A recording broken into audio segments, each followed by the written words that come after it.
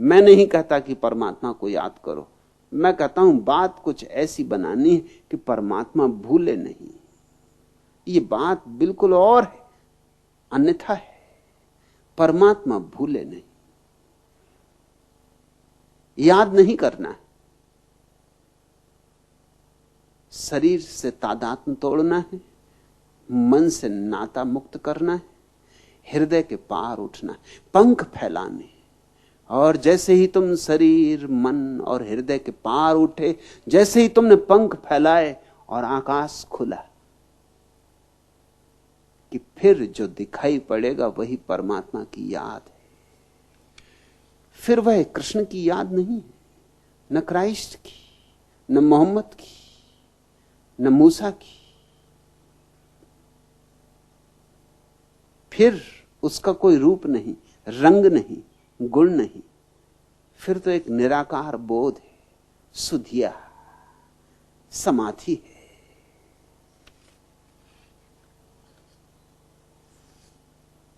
क्या भला मुझको परखने का नतीजा निकला, क्या भला मुझको परखने का नतीजा निकला। जख्म दिल आपकी नजरों से भी गहरा निकला। क्या भला मुझको परखने का नतीजा निकला। तोड़कर देख लिया आईनाए दिल तूने, तोड़कर देख लिया आईनाए दिल तूने। तेरी सूरत के सिवा और बता क्या निकला। याद करने की बात ही नहीं, याद कभी भूल के ना करना। ऐसे शून्य में अपने को ले जाना है जहां लाख कोई खोजे तो परमात्मा के सिवा और कुछ निकले ही नहीं।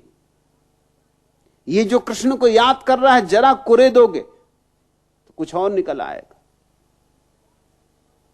ये कृष्ण को याद करने वाला तो अंधा आदमी है जो रोशनी को याद कर रहा है।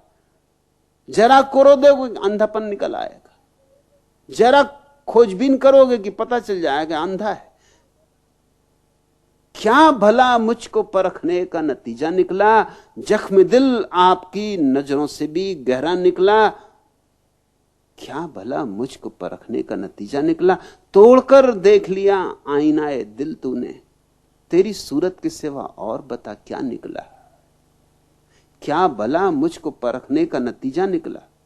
जब कभी तुझको पुकारा मेरी तन्हाई ने, जब कभी तुझको पुकारा मेरी तन्हाई ने, बू उड़ी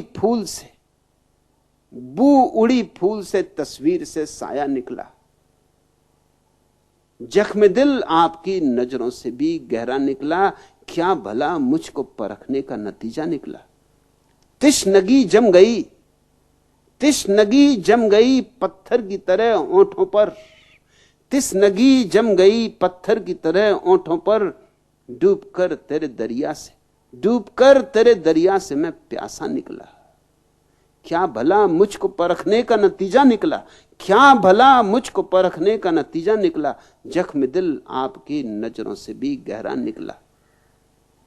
बात तब बनती जब परमात्मा भूले नहीं, तब नहीं बनती बात जब परमात्मा को याद करना पड़े। इसलिए मैं ना कहूंगा कि मृत्यु के क्षण में परमात्मा को याद करना, मैं तो कहूंगा मृत्यु के क्षण की प्रतीक्षा क्या करनी। जियो परमात्मा को।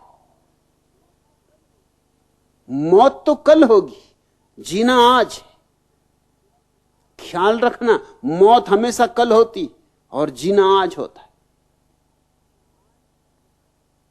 आज अगर परमात्मा को न जान सकोगे तो कल कैसे जान लोगे। कल आज से ही तो निकलेगा, आज से ही तो जन्मेगा, आज की ही कोख से तो पैदा होगा।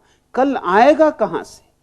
मैं कल की बात ही नहीं करता, मैं तो कहता हूं आज जियो।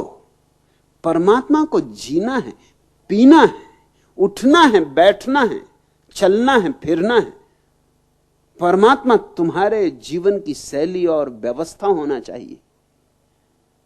परमात्मा सिर्फ याददाश्त नहीं, किसी मंदिर में बैठ के बजाई गई घंटों की आवाज नहीं, किसी मजार पर चढ़ाया गया दिया नहीं। परमात्मा तुम्हारे उठने बैठने, खाने पीने, सोने जागने की पूरी शैली के नाम है, पूरी व्यवस्था का नाम।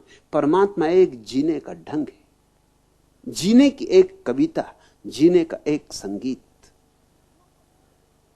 जियो परमात्मा को, और तब तुम पाओगे मौत आती ही नहीं, होती ही नहीं।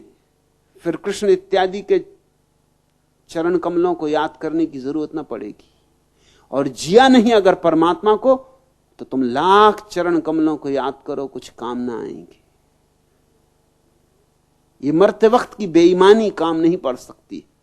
जिंदगी भर तो धन के पीछे दौड़ो, और मरते वक्त मन, वचन और शरीर से ध्यान करोगे? कैसे करोगे?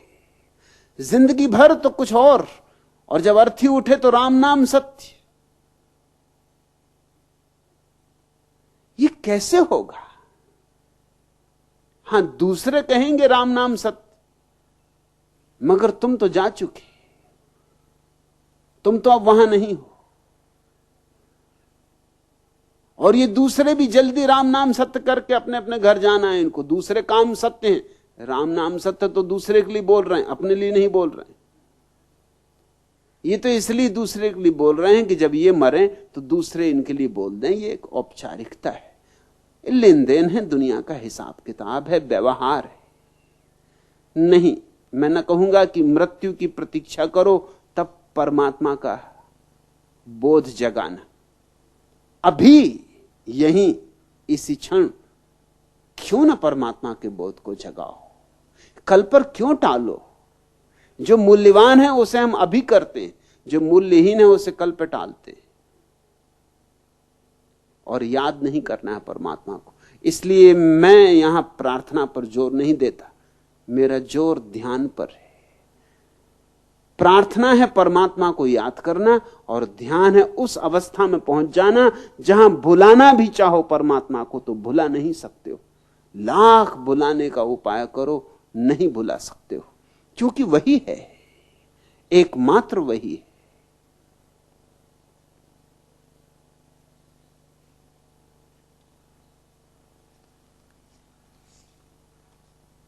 ये जो तुम कृष्ण को याद कर लोगे या क्राइस्ट को याद कर लोगे, इस याददाश्त में यह हो सकता है कि भूल जाओ मृत्यु की पीड़ा को थोड़ी देर के लिए। लेकिन ये बस भांग और गांजा और शराब, या कहो सोमरस, अगर वैदिक धर्म का सहारा निकालना हो तो भावातीत ध्यान नहीं जैसा महर्षि महेश योगी कहते हैं, बल्कि सोमरस।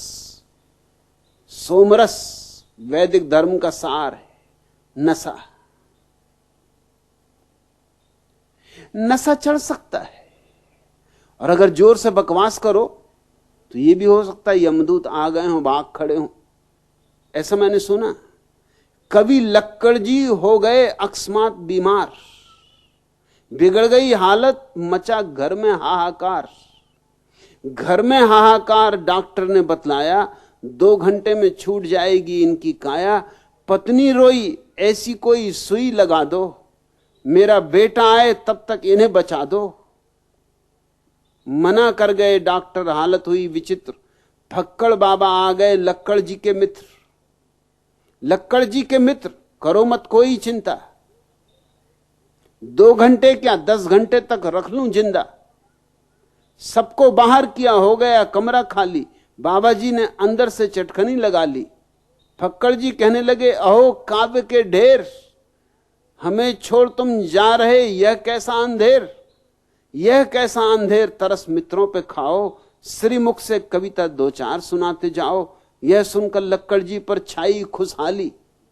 तकिए के नीचे से काव्य किताब निकाली। कविता पढ़ने लग गए, भाग गए यमदूत। सुबह 5 की ट्रेन से आए कवि के पूत। आए कवि के पूत, न थी जीवन की आशा। पहुंचे कमरे में तो देखा अजब तमाशा।